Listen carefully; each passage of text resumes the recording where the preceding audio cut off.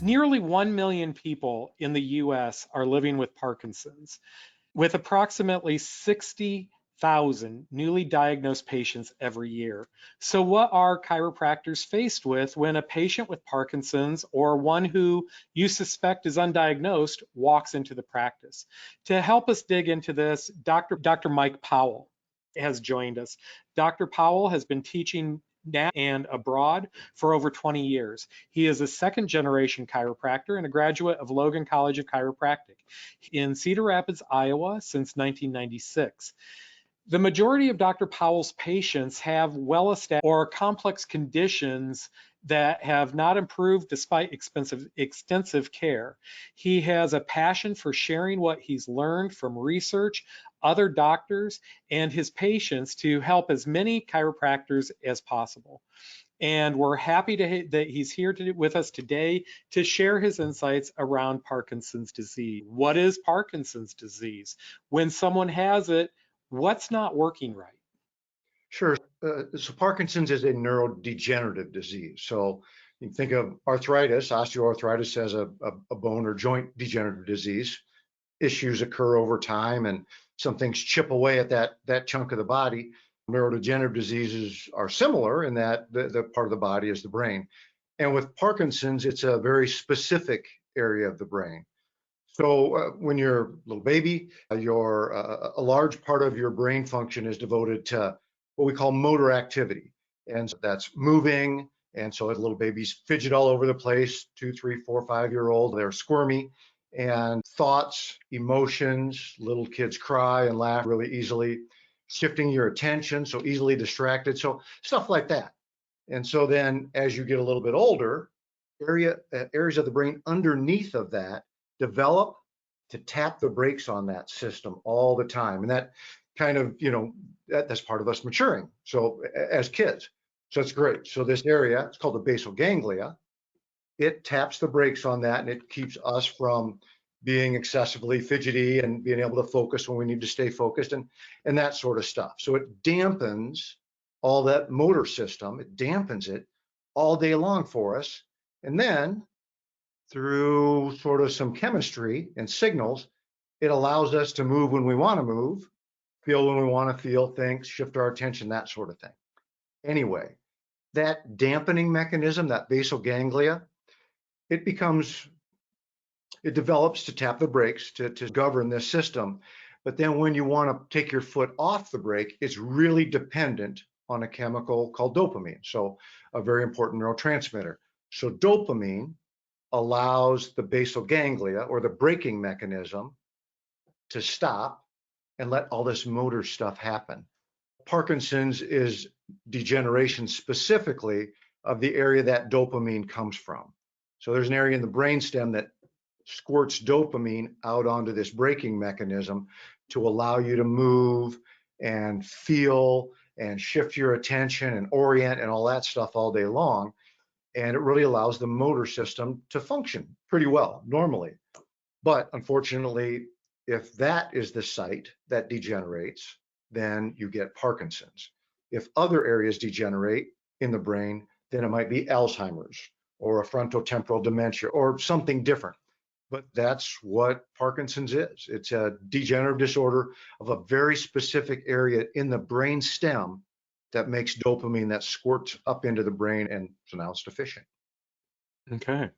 So what does it look like? What does Parkinson's disease look like when a person walks into your practice? How do they present? Sure. So it's the opposite of that fidgety kid. They tend to they just don't move as smoothly and naturally as most folks do. So when we were in chiropractic college, we all had to learn a little bit about Parkinson's, and I'm guessing everybody who's in on this class today remembers masked faces, shuffling gait, some of these things where a person loses their ability to express themselves physically. So they tend to be very stiff. They do tend to have an altered gait that maybe includes a shuffle, and they just don't look around and orient in a normal way. So the biggest issue, the biggest thing with Parkinson's is very much a difficulty initiating movement. So when a person has Parkinson's and you ask them to get up off your exam table or get up out of a chair, you can almost see the wheels in their head have to turn and have them try mentally hard to basically squirt enough dopamine out into this basal ganglia so that they can rigidly get up and then think again, and then put one foot and then the other and the other. And oftentimes they don't have a lot of facial expression. They're not around your room in just the normal ways that people do. And so that's the biggest hallmark and ultimately becomes the biggest disability. Now, one thing with that, Mike, is that a lot of people, not everybody, but a lot of people with Parkinson's develop a tremor as well. And that can be in the hands, certainly could be in the feet, face, voice sometimes, either tremors or some other types of abnormal movements with it. And that can be a pretty big problem. It's the initiation of movement that's the biggest disabling issue and the consequences of that. And then the tremoring can be significant along the way as well. But that's the general picture. People with Parkinson's are on average about 60 years old when they're diagnosed. Certainly an older chunk of the population. I've seen lots of folks diagnosed in their 40s and maybe even a little younger once in a while where they're starting to show some signs. Yeah. I tell you that my stepmother was diagnosed with Parkinson's she says at age 35, and she was told that she had 10 to 15 years to live, and now she's 87. And of course, it has significantly impacted her life, but she's certainly exceeded expectations there. And treatments have advanced, I would imagine, in that amount of time as well. Yeah, and we used to think 5, 10, 10, 15 years was somewhat of a predictor. Really, now certainly the consensus is that a person with Parkinson's has the same or close to the same lifespan as anybody else that from that age moving forward. Yeah, but certainly with challenges during that life, definitely. Sure. Yeah. It can be disabling, certainly interferes with your life at minimum, but lifespan is usually pretty close to most anybody else. Interesting. What's the chiropractor's role in all this with a patient that's living with Parkinson's? There's a lot a chiropractor can do. When we look at a common thread, we're a pretty diverse group of folks, but we look at common thread through chiropractic. It is really a search for, okay, why does the person have the problem that they have? And then what can we either provide them with or take away that's getting in the way of them being as healthy as they could be. So that same sort of philosophy, that same sort of approach that's useful in so many things, I find is very helpful in Parkinson's. It is a difficult disorder. It is not one that there's any ease of turning the train around and curing that disorder. Right. It's more of a management and possibly slowing it down, maybe some improvements, but it's a tough one. Irregardless, a couple things. So every joint in your body sends signals to your brain when you move. And your brain cells, neurons, they require that signaling just for the basic recipe of health. They have to have some signaling or they shift away from health and they start to shift towards degeneration. So when chiropractors address posture, movement, alignment with their patients, we're promoting that movement, that signaling to the patient's brain, irregardless of why they're in our clinic, and even whether that's our intent or not.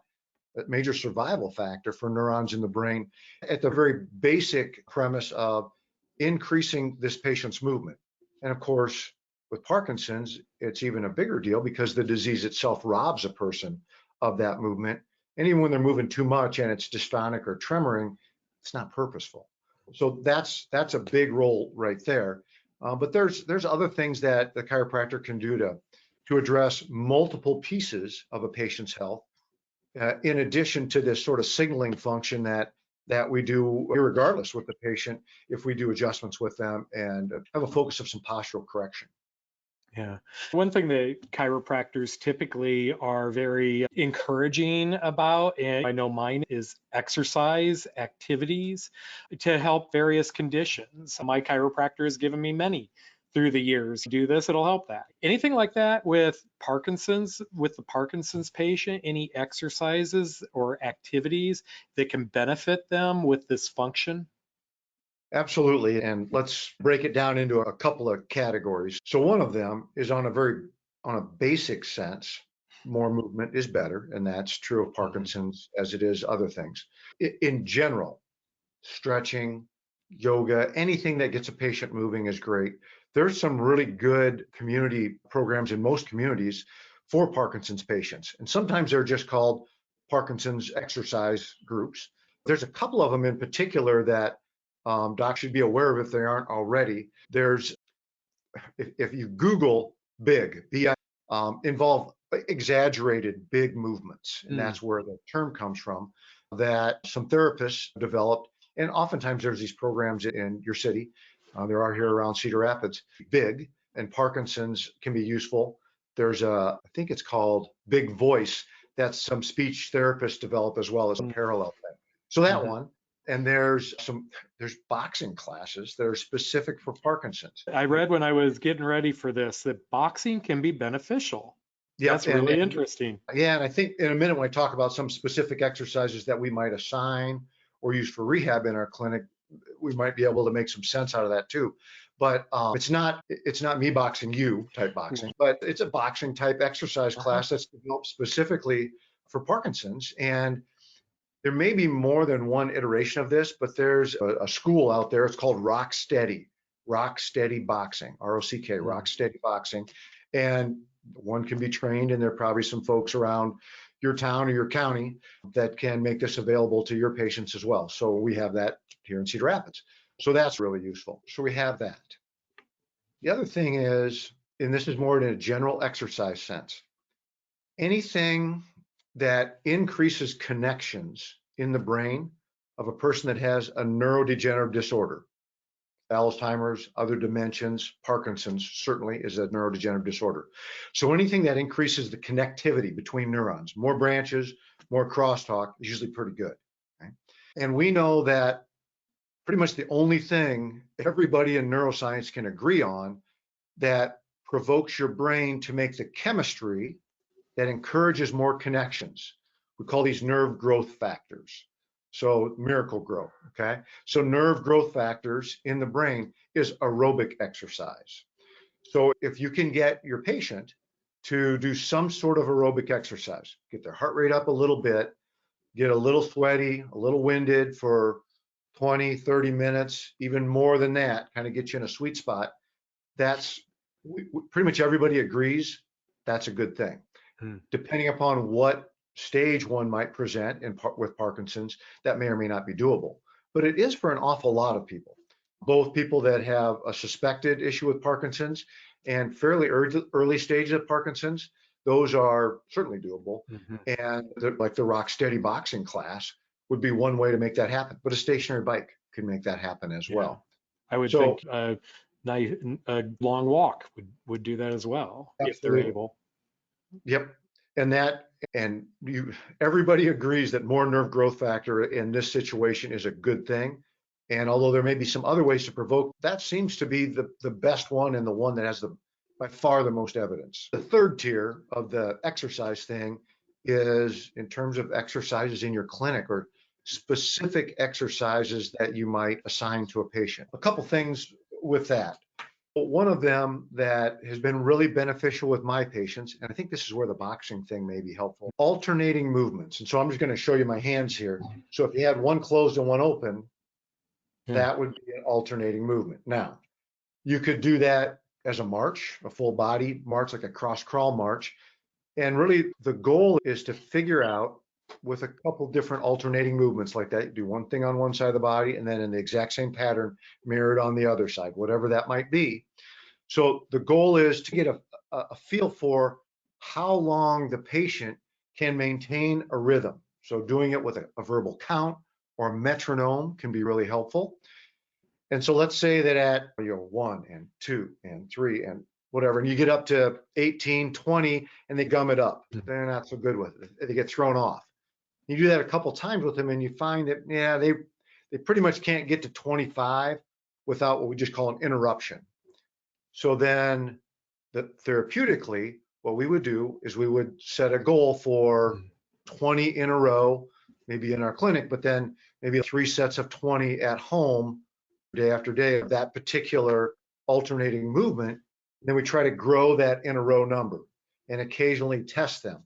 How we may set a goal for our patients in a whole variety of scenarios where it maybe their first re-exam in 3 weeks, we're going to be able to do this test and it won't provoke pain, or they'll report some improvement, or we'll measure a range of motion. In the same way, at the 3-week mark, or this is a little longer game with the Parkinsonian patient, maybe with the month or 2-month mark, that maybe that patient can do 30 of those in a row.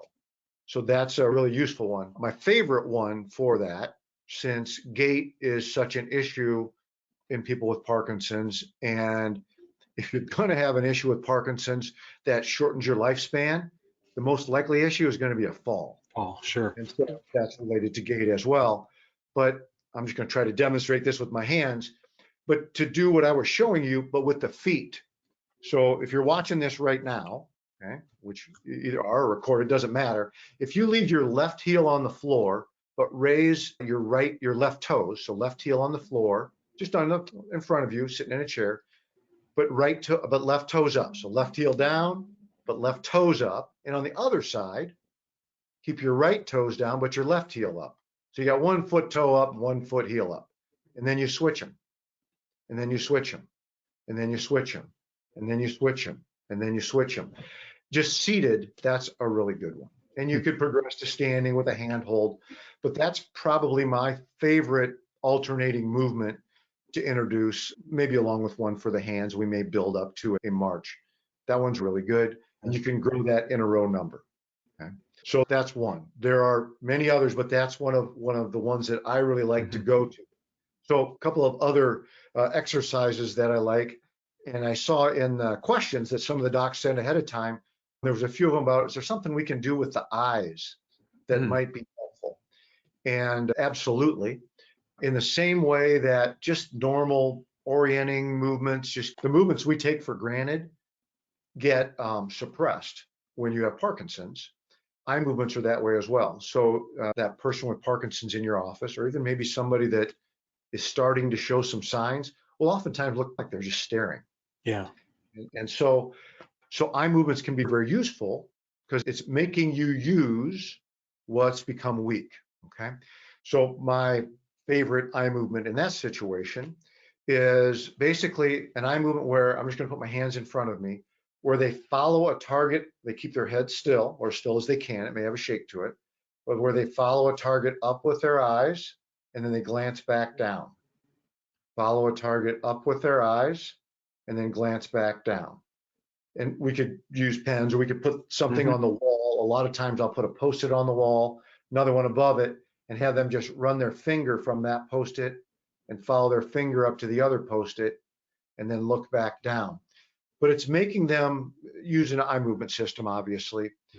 The other thing that it does, this particular exercise, is it gives their vestibular system, their balance system, the illusion that they're falling forward.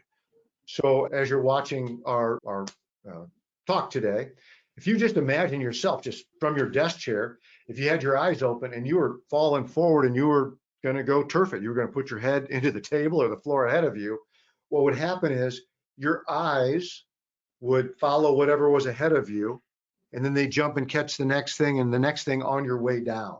Okay, so that's what happens as we fall forward. So you play with that yourself. But what we want to do is, well, the vast majority of people with Parkinson's, maybe 100%, become hyperkyphotic. They tip forward. Okay, and all of our patients do this a little bit, but it's way accelerated in the Parkinsonian patient. So they tip forward, head down. They do the opposite of what you would do if you were starting to tip forward. And if you were starting to tip forward and you put your head and shoulders forward, you'd break your nose. I mean, you'd go forward for sure.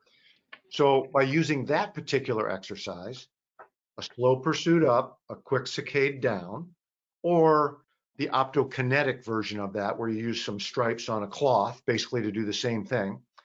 By doing that, we hope to provoke the balance system into kicking off the reflexes that would have their brain say, hey, I'm falling forward. Let's kick in some of these extensor mechanisms and put me back up more vertical with gravity. So that's a really useful one. There's others, but that's in terms of eye movements, that's one that I really, so we can go over a couple more. I actually want to go back to what you were saying earlier about boxing classes and classes that are specifically designed to help people living with Parkinson's disease. Where can docs that are out in their communities, where can they find those? Is that YMCA, community centers, community rec centers, that type of thing? Yep. You just go online, Google it, and Parkinson's, boxing, your town, basically. And if you're in a pretty small town, maybe not, you may have that there, but you may need to send them somewhere nearby. I'm in Eastern Iowa, and many of small towns in Eastern Iowa have some of these. The Parkinson's Support Group, which is, there's a Parkinson's Association, like an Alzheimer's Association. Sure. And most cities have a chapter, and they'll be great with resources there as well. I know here in Cedar Rapids, where I'm at, YMCA, some private gyms have these. There's the Parkinson's Association uses like the social hall at one of the churches in town, and they have a couple classes a week. So there's a lot of resources available. Sometimes you have to pay for them. Sometimes they're free and they just meet. Okay, great. Yeah. Thank you. When a person hasn't been diagnosed yet with Parkinson's, assuming very early stages of the disease process, and they walk into a chiropractor's office, what are some of the clinical red flags that chiropractors can spot with that may tip them off that this is what's going on with this patient and this patient, so that they just have a better understanding of what they might be dealing with? Sure. The things that start to not work right are physical, biomechanical, motor issues, and there's not many practitioners positioned better than chiropractors are to observe those things and really, hey, something doesn't look quite right here. I look at this with everybody, and something's different about this person. So a couple things. One is falls. I mean, it's not a slam dunk that someone 40, 50, 60 that fell has Parkinson's, but be wise to keep that in the back of your mind and just go, I wonder why that is. And it's oftentimes, not always, but oftentimes without dizziness. Okay. They may complain of some unsteadiness, but just flat out tripping, because Parkinson's interferes with your reaction time. I had said the number one thing is initiating movement. So something happens, you need to step over it. You need to lean the other way so you don't tip over, whatever. And that seamless reaction that we consider to be healthy just doesn't kick in quite like it should. And once in a while, somebody goes down. So falls are probably the most common one there. The other thing is that a higher than across the average percentage of the population, people that have a little bit of a tremor, that may be an essential tremor, my dad had it, I've got it too, or just a little bit of a shakiness, oftentimes they'll be aware of it, and maybe they take some medication for it. But I don't want to say a lot of times, but a significant number of those people will progress towards Parkinsonism. I see. And just on that same theme, oftentimes that little bit of a shakiness, sometimes it's in the voice, sometimes it's in the chin, sometimes it's in the head, certainly hands. A lot of times people hide it, and maybe they're in a little denial about it, because we think of that as a sign of aging. And 40, 45, 50 years old, you're going, I don't want to see any signs of aging, even though you may be having some. And so, so those are just some sort of general things. Yeah. Now, a couple of big ones. When the person, and I've referred to this a couple of times, doesn't orient and just have the feel for the normal movements that you see with other folks in your office. When you're talking to them, maybe they don't look at you all that often. And it's not because they're indifferent. You've got to feel for this stuff as a clinician, not because they're indifferent. It's just that, that's different. They are looking straight ahead. That, and then the same thing in terms of eye movements, a lack of what we call spontaneous eye movement, just the glancing around, checking out your diploma on the wall, looking at whatever, looking at maybe their spouse is in the room when they first come in, or somebody else is with them. that type of thing. One of the things that I look at, and this is based on training and stuff that I use every single day, but there's no reason that any chiropractor couldn't look at, is just looking at fast eye movements. Just very simply follow my finger, and that test doesn't give you very much information in terms of specifically Parkinson's because your finger's moving slow. But just mix a fast one in every once in a while and just look at, is there a significant delay when I move my finger to when then their eyes move and catch up? So if they just don't seem like they're moving quite as much as everybody else, just in a very general sense. I know I'm not being very specific with that, but it's really a feel for things that our doctors have. Sure. And then you see the same thing with the eyes, a delay or latency in initiating a fast eye movement. We call those saccades. A delay in initiating a fast eye movement. Just simple little tests like that. And just one other way you can test that is just have the patient face to face, like we are on the screen with each other. Look at your nose and just hold your fingers up to either side. And then just say, hey, when I move one of my fingers and I wiggle it, just take your eyes from my nose to that finger and just jump them back to my nose. And just have them jump their eyes one way, jump them the other, mix them up a little bit. If you're seeing a lot of delays, that would make me wonder if this person isn't progressing in that direction. Yeah. The general diminished movement, this delay in initiating fast eye movements, and then the one more thread you might want to pull is just when they're sitting and maybe when they're laying down, just tell them to just relax their arm and leg and just passive movements of arms and legs.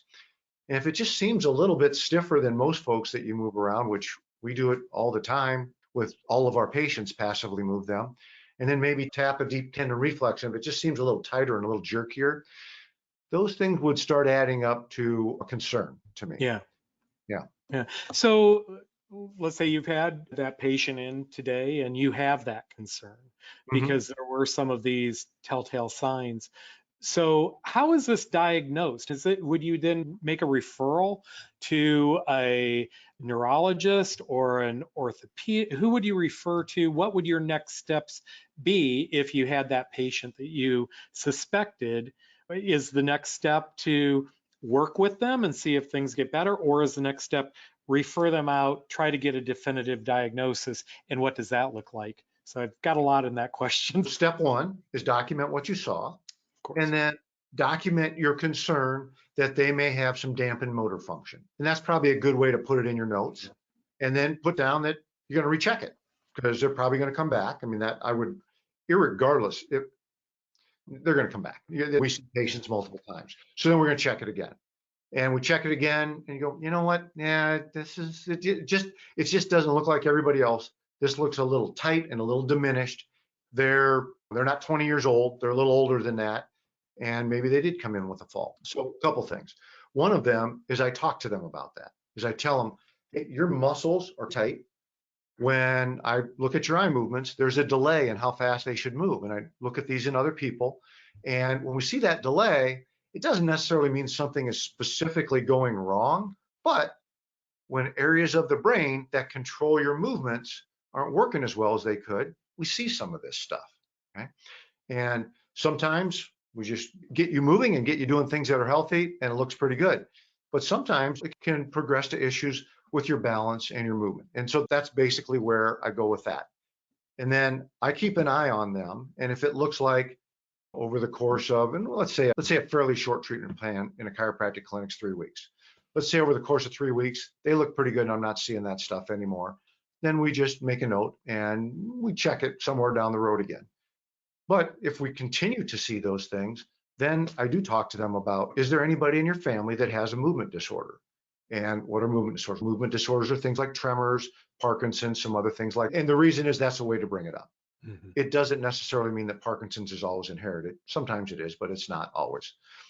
But then if they do, or at least that opens up the conversation, if I think that this is interfering with their life, okay, let me back up a second. There's no cure for this. There's nothing that anybody I'm going to send them to is going to do to turn off degeneration in their brain. Okay? Doesn't matter who I send them to. They're not going to turn off degeneration in their brain. And in all honesty, in my clinic and in some other places, we may be able to at least point them in a better direction and slow that, which we can talk about in a minute. But if I feel like this is interfering with their life, this is increasing the odds of them falling, that sort of thing, then absolutely. Then the referral would be to a medical neurologist, and that medical neurologist would likely check some of the same things that I checked, and then they may prescribe medication that either replaces dopamine or makes dopamine last longer in their system. Basically, there's a bunch of medications. Cinemet is the most commonly prescribed one. Okay. That they would then be on. And if they respond to it, that's how you get the diagnosis of Parkinson's, basically. Mm-hmm. Then you would go, they're dopa responsive. And so then we say, okay, we'll call that actual Parkinson's disease. If they don't respond to those medications very well, but that's what things look like, then they may go in and out of some other medications that may help them or may not, and possibly some head imaging. Head imaging usually doesn't tell us a lot other than, in that case, other than it clears the path that gets some other things off the list. Yeah. And really in that situation, there's not a lot of other things that are going to show up on imaging. But that's how that goes. The majority of patients that probably present to our clinic with Parkinson's are going to be on one of those medications because they're pretty standard and they're fairly effective at dampening tremoring and fairly effective at dampening the initiation of movement, at least for a while. Yeah. I want to go back to one thing that you said there about language you use when you suspect this. So if a doc does have a patient that appears to be in the early stages of Parkinson's, we've talked about exercise, we've talked about referral to other providers. What can the chiropractor do to help their path? And I'm not talking exclusively physically, mentally too, because this would be a lot to process for the patient. And you're talking about has had a recent diagnosis or something, Mike? Or? Yeah, just somebody that's in the early stages and they're grappling with this. You've talked about exercises that you can give them that can help their path. Is there anything else along those lines that can help their path? And how do you talk with them? Yeah, because we all know that chiropractors do serve not only the role of helping them with their physical ailments, but chiropractors also are part mental health as well, just in the nature of what they do. So what are some things that the doctors can do to help their patients that are dealing with this? I strongly suggest that we get our heads a bit to that mindset that I gave as a little example earlier in our talk here about osteoarthritis. A lot of patients, and there's nobody listening to this that hasn't had a recent comment from a patient about some part of their body that hurts where they didn't go, or doc, is it just arthritis and I can't do anything about it? I mean, that's a common misperception that people have, okay? So arthritis, something has changed. It's changed over time. It's not as good as it was, and it's probably never going to be quite as good as it was. The idea that there's nothing that you could do about it is absolutely wrong, and I think chiropractors in general embrace that and could come up with a pretty good laundry list and visit with you for an hour about those things pretty easily. So I think it's important that people with Parkinson's and any neurological disorder understand that the healthier you are, and in general, the healthier your brain is, the less Parkinson's is going to affect you.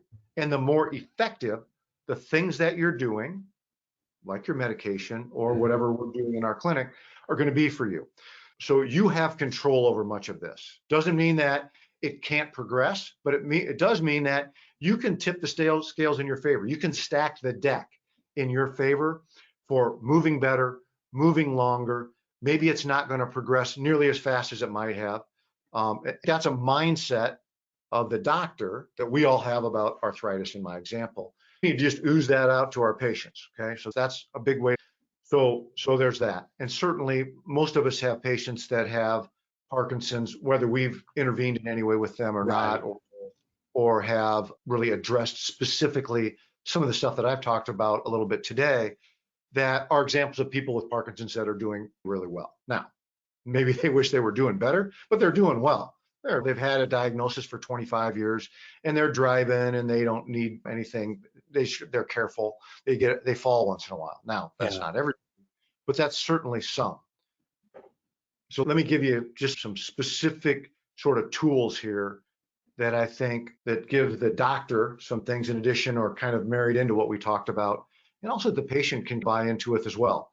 Okay, one of them is just what I mentioned. The healthier you are, the less likely that the neurodegeneration is going to accelerate.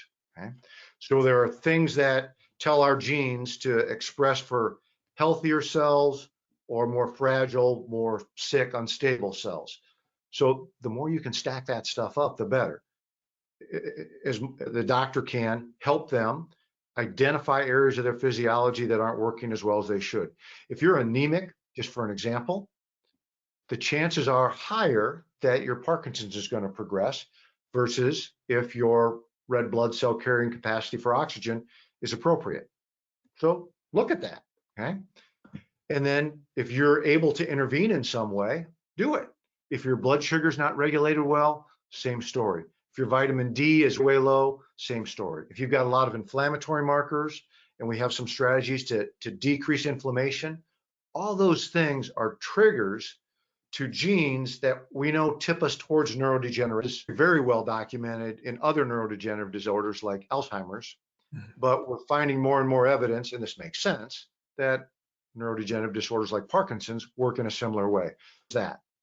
There's some basic nutrition that does make sense for people with Alzheimer's. And the one thing that I would write down that I would always utilize with I said Alzheimer's, I meant Parkinson's, that I would always use with a Parkinsonian patient is coenzyme Q10. That's the one with, as far as I can see, and most would probably agree with it, the most evidence behind it. It's the one thing that's non-pharmacy, that there are studies that have shown actual difference in symptoms and in function, and very safe. So about 300 milligrams a day seems to be a good dose of coenzyme Q10. And that's pretty well accepted in people that look at neurodegenerative movement disorders, which Parkinson's is by far the number one. Yeah. There are other things that support dopamine. I think they can be useful, and there's a variety of different formulations for that. Certainly the medications, they tend to support that dopamine system, even though they don't necessarily make it stronger, they support it. So that can be very useful. Adjustments, absolutely, and educating the patient and maybe their family a bit about posture, just like you do with everybody else. So the whole tendency for us to become hyperkyphotic is amplified in Parkinson's. So all the tricks and different things that we use with our patients to get their head up and shoulders back, this is a constant thing in all our practices, are certainly really important in these patients. And I think this whole signaling aspect of the joints in the body via the afferent system to the brain is really enhanced by that. We went through a pretty good handful of exercises in your clinic and in advising your patient on sort of their home exercises, and even like when to go to the boxing class. The majority of them that have been diagnosed for a little while are going to be on a Sinemet or an levodopa, carbidopa type of medication. I highly recommend you try to get your patients to do their stuff, their exercises, their class, their rehab with you, their visits with you in the first 5 or 6 hours after they take their meds. That provides a window of opportunity that closes on. So I try not to make them the last patient in the day. Usually it's the first thing in the morning medication. And through my own trial and error, and certainly plenty of error, I've seen where that makes a big difference. And not only that, it's a good visit today, but I do think that you get more traction. You're likely to get more good neuroplasticity provoked in the brain during that window of time in the first hours of their dosage. And I'll give you one more little that's simple and it's fairly easy, like that scheduling, right? That's scheduling in education. That's really helpful. The vast majority of people that I work with that have Parkinson's and are tipping towards that, they function better with olfactory stimulation. So smells, okay? So olfaction, and there's a good bit of literature on this, and it's super easy to do. Your olfactory areas in the brain are neighbors to some of the circuitry we're trying to affect. So we think that sort of arousing the neighborhood arouses the guy next door, which is part of this dopamine system. And so what seems to work best in my patients is if we use foods, smells of foods that they like, spice cupboard type stuff, lemon extract, peppermint, coffee, chocolate, almond, any of those little things you can get in a little bottle at the grocery store that's a couple bucks. They flavor some cake or something with, and just have them put it just on a little cotton ball or something and just wipe it on their upper lip and then do their exercise and just use that. It's just simple. It's not going to hurt anything. And it seems to make a pretty big difference in the vast majority of people that I work with. I've got a patient that I'm working with now who is same age as me. She's been diagnosed with Parkinson's for about 5 years. And at the end of her workday, her right foot just writhes around and it doesn't tremor, but it wants to move on its own. So it's a dystonic movement that happens and her movements become a little bit tougher. And that's when her medication's wearing off, and they've played with 2 smaller doses during the day versus just 1. But just this little wipe of what we talked about has been helpful to her, and she notices a difference with it, which wasn't surprising to me. So that's kind of a simple thing that it's if you got simple stuff in your toolbox that aren't expensive and they work, you got to use them. Yeah. So those are a few of the things that I think I would put together with my patients with Parkinson's. And that's what we do. One other aspect of that and what docs can help their patients with, when you talked a little bit about that, the enzyme supplement and that sort of thing, I would expect nutrition, like everything else, good nutrition is going to positively impact the Parkinson's patient. And you're right. And yes, absolutely. So I see that in my clinic. We have some evidence in the literature for it, not a ton specific to Parkinson's. In terms of neurodegenerative disorders, once again, Parkinson's is one of them. So they're a family of things that have some things in common. The evidence is really growing on that. And what I like to do, so a couple things. One of them is the patient and I together decide, okay, am I going to help you manage this as part of your chiropractic care? And if so, then we do basically what we just talked about, okay? The other side of it is, are we going to really, do you really want to try to dig in on this and try to understand what might be causing your brain to degenerate and then really address that? So that's the functional medicine realm, which is very specific, where we get into, is there a subtle anemia going on here? Are your testosterone levels off? And some of those things, some of them, nutrition can be useful to address. And it's certainly a key piece probably in most of them, but multiple factors. If nothing else, I really like Whole30, but don't cut out the beans. The Whole30 is just a real simple set of rules. I think most docs are familiar with that. And if you're not, a couple keystrokes and you will be. And it's basically no added sugar, no alcohol, no dairy, no grain, and no beans. And several types of beans are actually a pretty good source of the precursors for dopamine. So that doesn't really make sense to cut that out. So I think it works really well without that. But that's a good way to eat in general. And I think it works well with this group of patients. Yeah. I also suggest with that timing with the medication thing and your office visits, there may be a place for fasting in some of these patients from intermittent fasting. But in terms of their rehab, make sure that they've eaten in the last couple of hours as well. You want that rehab, the office visits with you, to catch them when they've got the most resource available. Yeah, okay. We do have some questions that have come in online from our participants. So we have time for a few of these. Let's see here. One is, can you address varieties of Parkinson's? And I'm getting out of my depth here, including Lewy body dementia. Does that make sense? Yeah, yep. Okay. And so a little bit, yeah. So there's some proteins that our body makes called alpha-synuclein. And it's a kind of an unstable protein. I wish we didn't make it, but we do. It tends to not lay right and tends to misfold. And people with Parkinson's are gumming up the works in their dopamine making areas. When those clump up and they make what we call inclusions, basically it's a bunch of this misfolded protein, we call that a Lewy body. Okay, so it's just a local sort of assist to this stuff on a way microscopic level. So often those will tend to affect cognition as well when you have some of these Lewy bodies. I address these various diagnoses two ways. One is try to understand what's going on in their physiology that's accelerating or provoking neurodegeneration. Like we talked about with understanding blood sugar regulation, inflammation, toxic clearance of toxins, all kinds of things that can tip you the wrong way in terms of disease. And there's a few of them that are more specific for neurodegenerative diseases like the ones I just mentioned. So that, and then along with what systems are affected. And it's not everybody with, let's say, a dementia necessarily has a movement disorder, although a lot of times they develop them. So then we try to support health generally and support the systems that aren't working very good.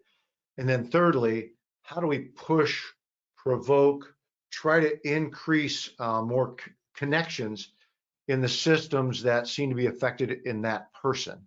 So that's why, for example, our conversation today about Parkinson's, the things that I'm talking about are more associated with proper movement.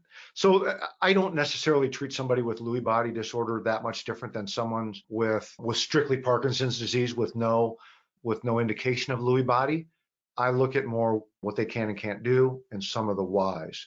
With that said, I just want to also mention that I think that establishing some of this supplementation, some of these eating habits, gosh, we didn't even talk about sleep, but all the things that make your physiology work better are really important early on in your care of the patient, or maybe you've been seeing this patient for 5 years. So early on in your care would mean now. Now is a good time to start whatever a person hasn't started already.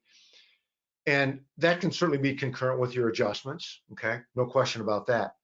But before you get a person doing some rehab that's specific to really pushing these fragile systems, I think it's wise to give their physiology a little boost and make their health a little bit more stable, and then encourage them to the rock steady boxing class, and then get them doing how many in a row of these alternating movements, these eye movements that I discussed, some of the other things that actually are what we would consider rehab. Because once again, that theme I keep going back to is that the brain's kind of fragile in these folks. And if you push a fragile system too much, it doesn't turn out that good. So we want to put them in a situation where they have the maximum resources available to them in terms of their physiology that they can. We talked about time of day, but also general health, maybe get their blood sugar a little better if it's a little bit off, and then introduce those more aggressive things that go directly towards the deficits they're experiencing. Yeah. Okay. Of course, given the time we live in, we've got to have a COVID question. Have you seen anything that shows that Parkinson's patient that that has COVID, does that have any impacts on their function, on their progress, that sort of thing? And it could be too early to tell. Yeah, the last couple of years, there's been obviously a race of research surrounding COVID, and neurologic disorders are no different. And it's been a lot easier to get my one case study of my one patient that had COVID and has Parkinson's or whatever published, because it's a hot topic. And so there have been quite a few published. I don't know that we can draw any huge insights. I mean, it could be no big surprise that an illness would make whatever condition you're dealing with worse, and that seems to be the case. So that's what I've been able to draw from, which I think most folks would guess that. Yeah. Just one more, and then we'll wrap up here. Safety issues. I thought that this was one that came in online that I think is really interesting. I would expect that if you have people coming into your office that do have compromised ambulation, mobility issues, getting them on and off the table may be a challenge. So there could be some safety issues, I would imagine. Any thoughts around that? Absolutely. Yep. And we're at an advantage there in that in my practice, I see a lot of folks with, that have disability for a variety of reasons. So a couple things. One is, the more you can, if you have handicap accessible doors, great. If not, make a note on the schedule. Keep an eye out for that person coming out of their car. Staff person can go grab the door for them. Maybe there's a couple doors to get into your office or whatever. It's a little thing, but that's definitely worth doing. And it's really appreciated. It's really appreciated. If you want to see the family members in your clinic, do stuff like that, and you're probably going to see them as well. So there's that. Certainly high-low tables, vertical lift tables are helpful. Scheduling a little more time for the Parkinson's patient, especially on their routine office visits. If they're further along in the disease, just because it just takes them a little while, just flat out Yeah. move through your office, go from seated to supine to standing, whatever the case might be. So those things. I also recommend, and not just for Parkinsonian patients, but traumatic brain injury, a lot of other folks, get just a nice, thick, heavy gait belt. And that's that belt that you see somebody maybe in a hospital that's recovering from a knee injury or something that had surgery, that is, it's a handle that you can hang on to. They're not that expensive. They're 20 bucks or something. Have one of those around your office. It's a one size fits all because they snug way up. And that can be helpful, especially if you're finding some difficulties with you physically transitioning folks. And there are quite a few online resources and Lord knows videos just with that show the techniques of how to help someone get from a wheelchair to a transfer to a seated position. And if you're not comfortable with that, or maybe I'm okay with that, but then you go, wait a second, I weigh 140 and I've got this Parkinsonian patient who weighs 240. How are we going to do that? And there are very good ways of doing those sorts of things, but sometimes it takes a little help with that. Yeah, Your absolutely. patients that are nurses in a care center setting, they're probably really good with those things. You can maybe get a little tutorial from one of them when they come in. But those are all things that we think about in our office anyway. All right. All right, we are 2 minutes before 3, so we have filled the hour. So I want to thank you so much, Dr. Powell, for joining us today. This has been really great information. I'm not a doctor, but I found it extremely interesting and helpful to me, so I appreciate it. Before we go, I do want to remind our listeners of the resources page on ncmic.com. This webinar will be posted there as soon as the recording is ready. Please give us until Monday to get that done because that does take a little while. You can also keep up to date on new resources from NCMIC by following us on Facebook, Twitter, LinkedIn, and Instagram. Our next webinar is scheduled for the third Thursday of May 19th at 2 p.m. Central Time. So I hope that you'll be able to join us for that as well. So once again, thank you, Dr. Powell, and thank you to our listeners for joining us. Really appreciate it.